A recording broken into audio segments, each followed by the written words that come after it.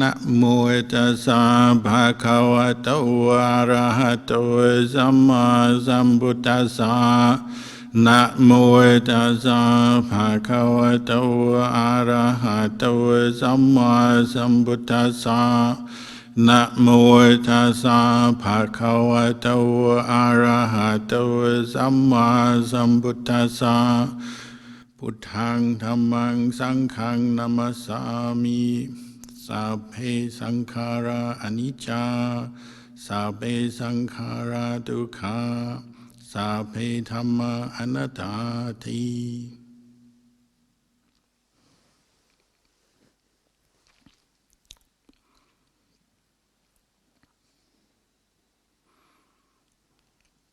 Blessings to you all. We've come together to perform the funeral ceremony for my mother, Jill Burgis, who passed away on the 26th of April.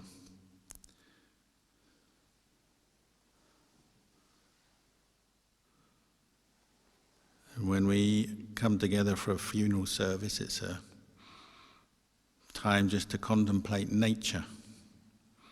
The word Dhamma, which is so central to the language of Buddhism,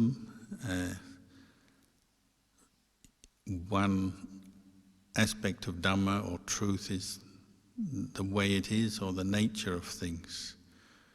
And it's the nature of human life to end in death.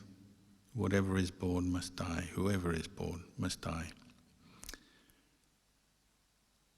So when we contemplate this, contemplating a human life, even somebody we have great love for and has great meaning for us in our life, we're contemplating just the natural way of things, that everybody, having been born, must get older and eventually must die, and nobody can escape from that. My mother, Jill Burgis, she was born way back 1930. She died at the age of 90. She was born in a small country town called Oswestry, which is on the border between England and Wales, North Wales, where my father was also born and raised. And she made her parents very proud by finishing high school and then gaining a place to study at Oxford University, which is a great honour to the family and to the school. And after completing her studies, she married my father, Brian, and they both moved to London, and he got a job at a school in South London called Dulwich College, and my mother started teaching as well. They were both teachers, and they both had that sense of community service, the importance of helping others and supporting the community as a whole, as most teachers do. They have that awareness and interest to help other people, educate others. And her teaching career took her to a number of different places, but she ended up at a inner London school, Elwyn Girls' School, which was quite a demanding job, but because I guess she had taught for many years, she was up to it and did a very good job in a part of London. Wasn't an easy place to live. She made a great contribution to the education of girls at that school. And meanwhile, she was a good mother as well. She gave birth to my brother, Justin, my sister Naomi, and myself. And as any mother knows, if you're trying to do a demanding job and bring up 3 kids, it's not an easy thing. So she did that very well. She was a good daughter to her parents and a good mother to us, her children.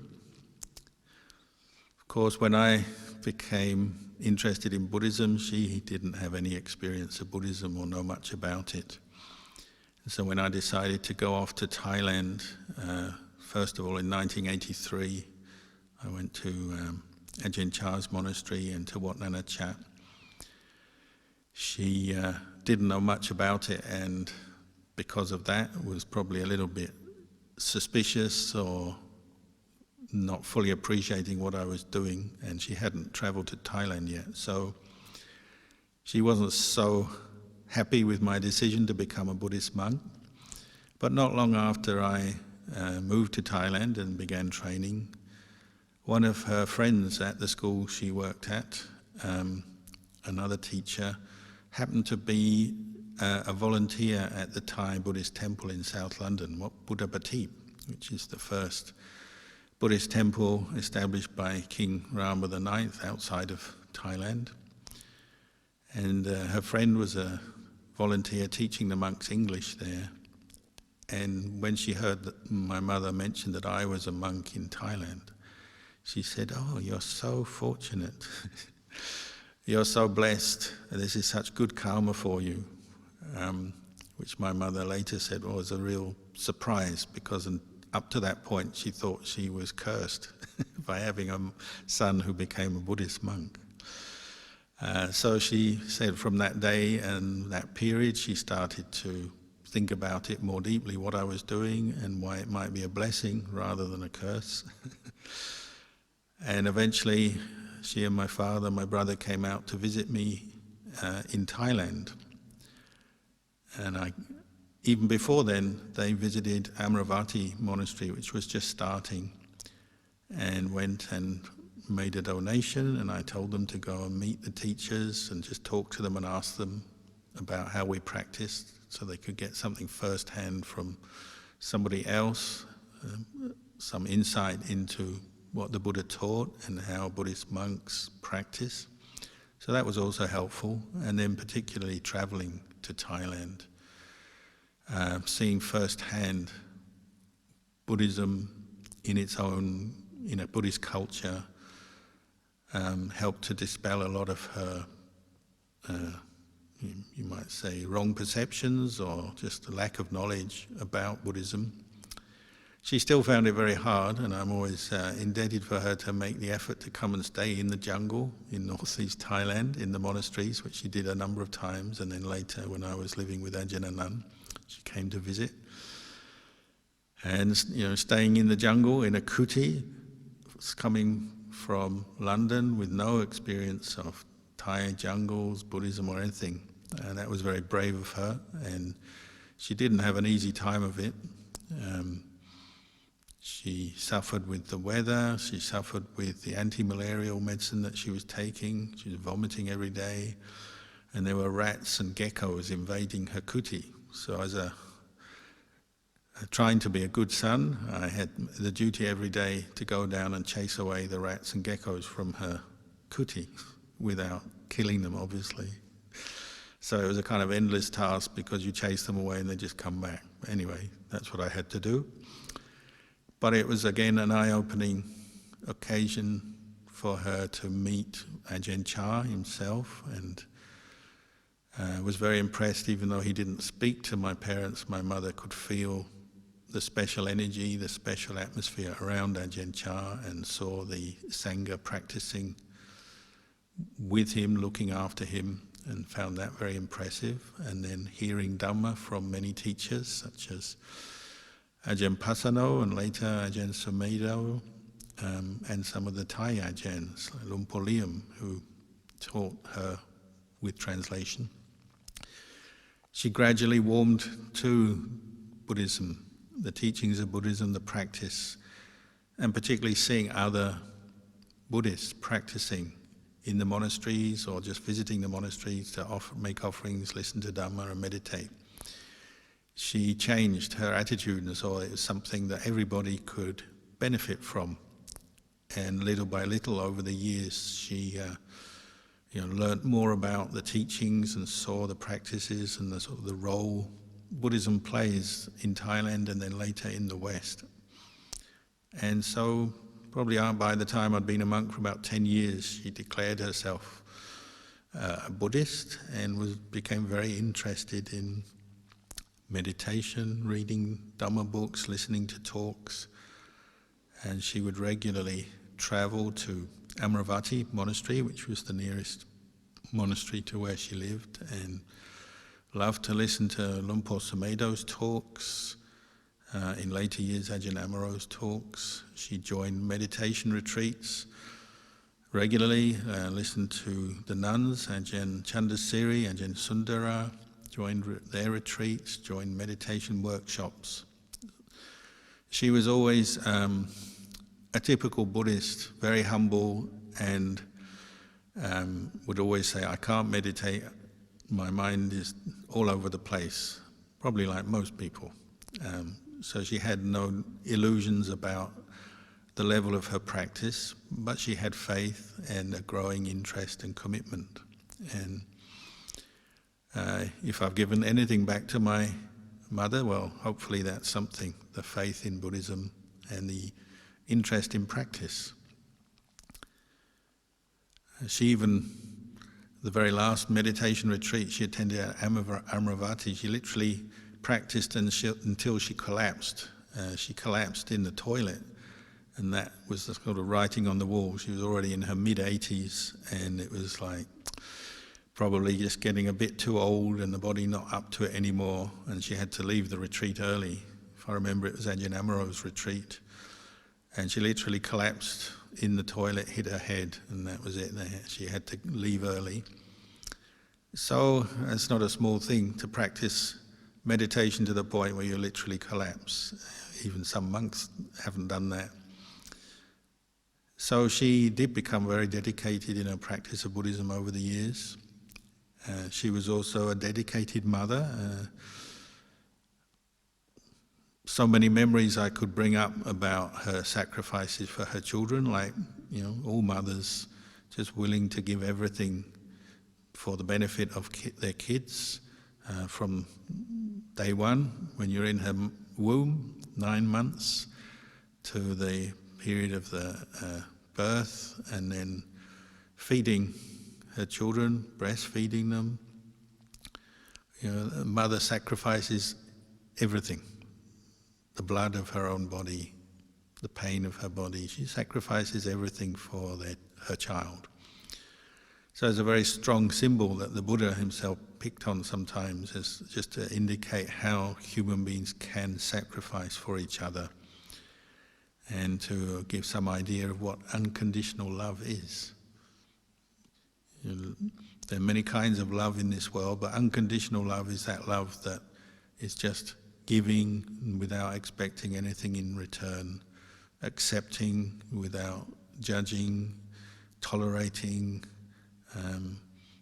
protecting, looking after, and so on. All those qualities come to mind, and a mother embodies those qualities. Mother's love, especially for her young child. In Thailand, we have this phrase, Po Me Kruba Ajahn. Kruba Ajahn means teacher, Po Me means mother, father. So as a monk living in Thailand, you refer to your teacher as mother and father. It's a title, it's an honor. You're equating mother and father with teacher because they perform similar roles in looking after their child, looking after their student, educating them, caring for them in every way.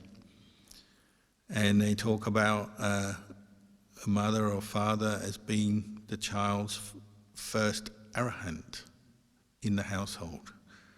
It gives them that honor. An arahant is a fully awakened being, completely beyond all mental defilement and attachment.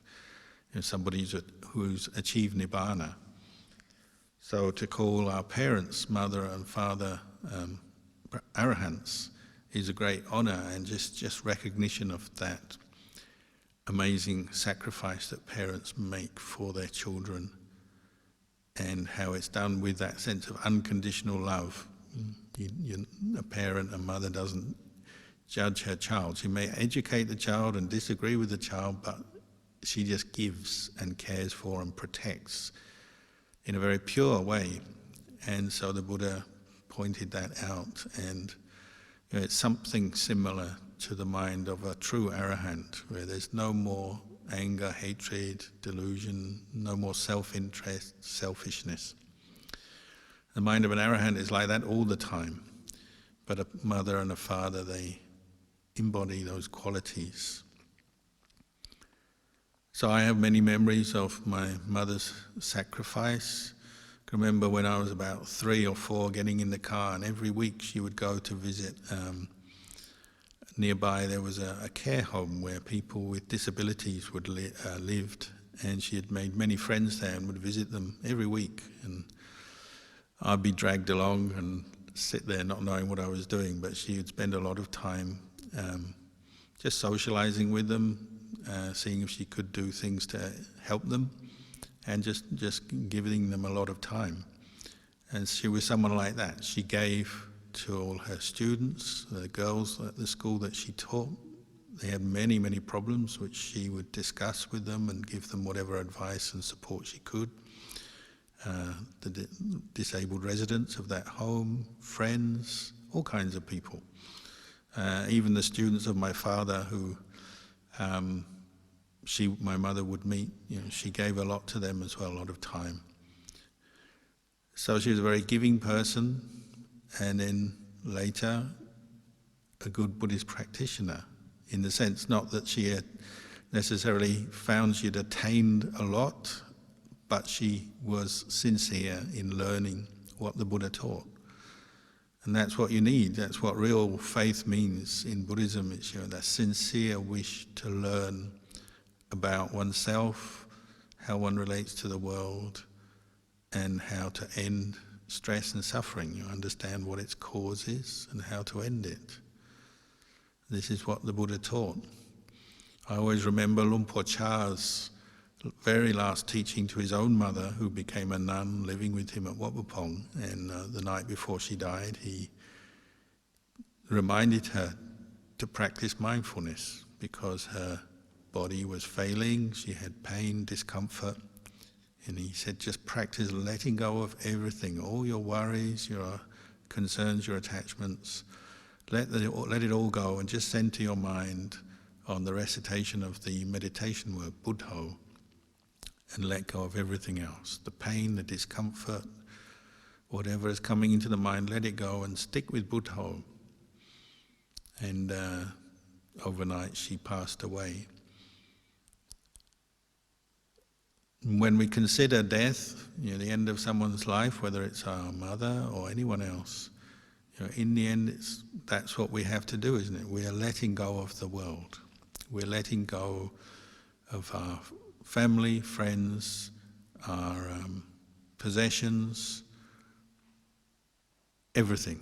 When you leave this world, you're letting go of the past, and you're focusing your mind, just on that moment when you leave this world by leaving your body. And you could say your whole of your life is a preparation for that. And we do a lot of good things in this world, helping each other and building the world, and we develop knowledge and skills, and we can help each other and do so many amazing things. But in the end, we have to leave this world through death. Nothing lasts. This body doesn't last. And quite often there's a lot of pain, discomfort at the end of our life. But we have to leave it all. And the Buddhist path is giving us the insight, the strength of mind, the peace of mind, the calm, to help face that truth so that we can die peacefully. You might say that's the culmination of a good life, or a life well led, is to be able to die peacefully, even if one's body is hurting, in pain, which quite often would be at the end of your life. To keep your mind centered in the middle of that, not attaching to the pain, not letting it worry you. That takes effort, takes practice. And I think my mother appreciated the Buddhist teachings more and more over her life, especially in the last period of her life, when she did have more pain. She didn't have any particular illness or disease, but just the illness of old age, where your faculties start to fade. You know, your physical strength fades, particularly her use of her legs was fading, so she would fall easily, would need a walking frame and eventually a wheelchair. But she clearly benefited from hearing the Dhamma over the years, understanding that this body is impermanent and ultimately body and mind are different things. And the body is, in the end, something you just have to let go of. Because it's going downhill. The older you get, the weaker it gets. You have to prepare to abandon ship. But what you take with you is your mind and your karma. And she seemed to understand that more through the later years of her life, that it's your mind is the most important thing you have. And our challenge as human beings is, how do we look after this mind? How do we keep it free from suffering? Or when we're stressed, suffering, how do we end it? And that's what the purpose of the Buddhist path of practice is to give us the skills, the knowledge, the understanding to do that, and to let go of all our attachments, the clinging to this body as a self when it's not. It's made up of the 4 elements, earth, air, fire and water, that come together from our parents. So that's what they give us. They give us these 4 elements, and then consciousness enters these 4 elements at conception. And then we're born and we get fed and nourished again by our parents, and particularly our mother. This body grows up, and unfortunately we keep attaching to it over and over again. And so whatever happens to the body tends to determine our state of mind very easily. Any pain in the body, the mind doesn't like it, doesn't want it. Illness is something we fear, we dread if it's serious illness. And we don't want aging, we don't want to get older, we want to stay young, good looking and strong and healthy. But the body does get old. So we're looking to understand that truth, that this body, although we are here and we have a body, ultimately it's not ours to own, to control, and we can't stop it from aging or going towards its death. But the mind doesn't die, and the mind can know the body according to reality, truth, that it's something that is impermanent. We call the body a sankhara, a conditioned thing, and all conditioned things, as we chant, are impermanent. They arise, they pass away, they're subject to change. Because they're subject to change, we experience dukkha, pain, greater pain, small pain, discomfort, but everybody has some pain through their life because of the changing conditions of their body. It's a sensitive thing, this body. We see, hear, taste, smell, touch, and we have to experience the changing nature of the body as we age, the pain and possible illness that comes with that. And ultimately it's sabbe dhamma anatta, this body is not a self. Because if you could, if it was a self, you could command it not to get old, not to get sick, and not to die, but you can't. We do our best to look after it, which is correct, but we can't prevent it from getting old, getting sick and dying. So it's not self. And it's that insight, that understanding that allows the mind to let go, to release itself from the attachment to the body, and ultimately from attachment to the world. Because what is the world? Well, the world is what you can see, what you can hear, touch, taste, smell, and then all the memories, thoughts, views and opinions that we form based on what we've experienced through our senses. So once the body goes, all of that goes with it, but the mind separates.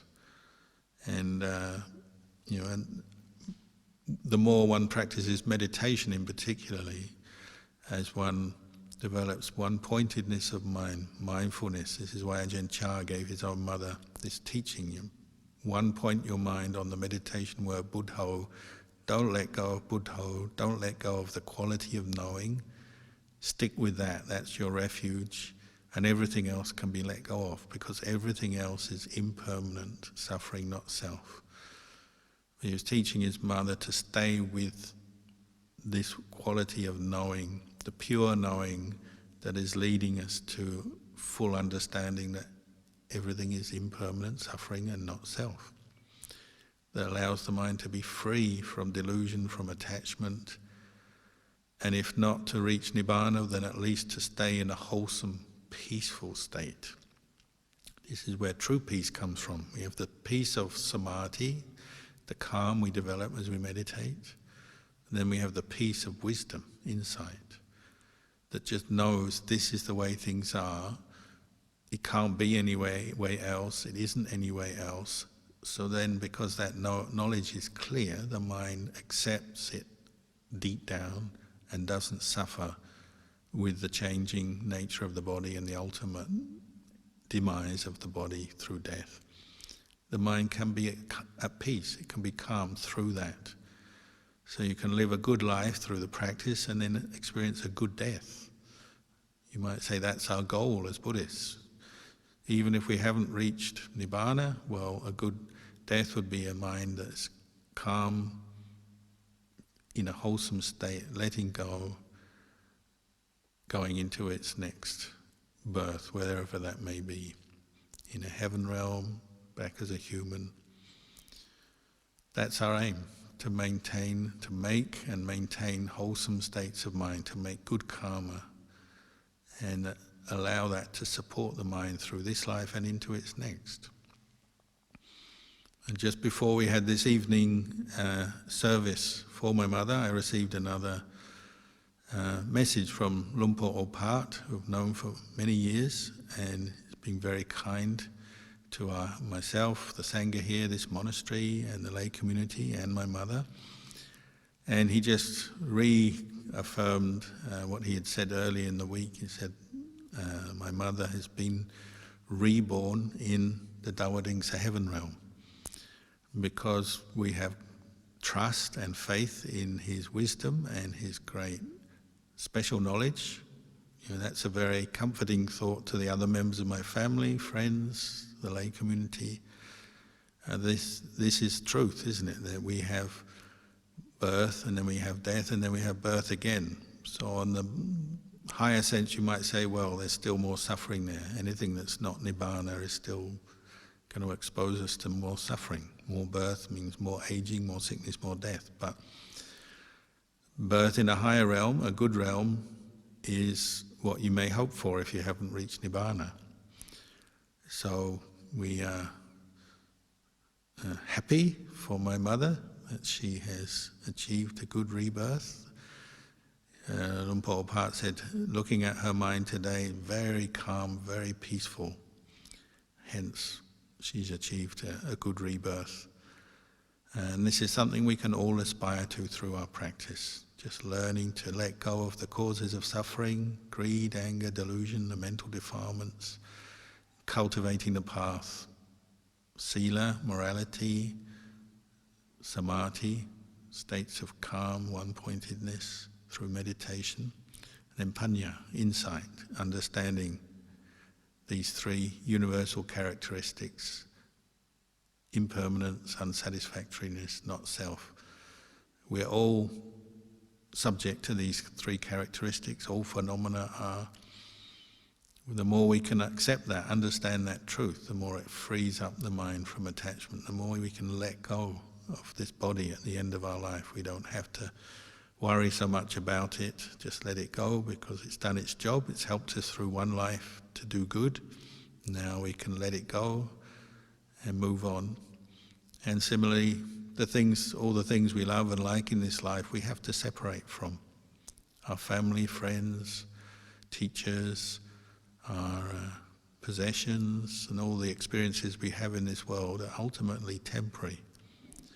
If we know that, we can let go, and there's no suffering, we're not missing anything, we're not clinging on to anything. We allow the mind to let go stay with Buddha, stay with the pure knowledge, the pure knowing, and let go. And that's the way we practice as we're alive, as we learn meditation, and that's the way we can pass over as well. So, coming to the end of tonight's service, which has been a funeral service for Jill Burgis.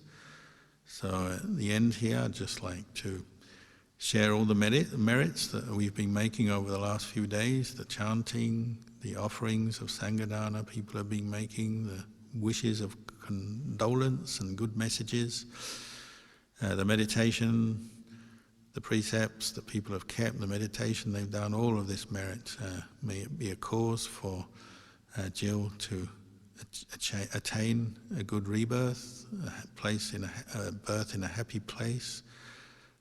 May she continue to have faith in the Buddha Dhamma Sangha. May she continue her spiritual path towards Nibbana, and may she ultimately attain Nibbana.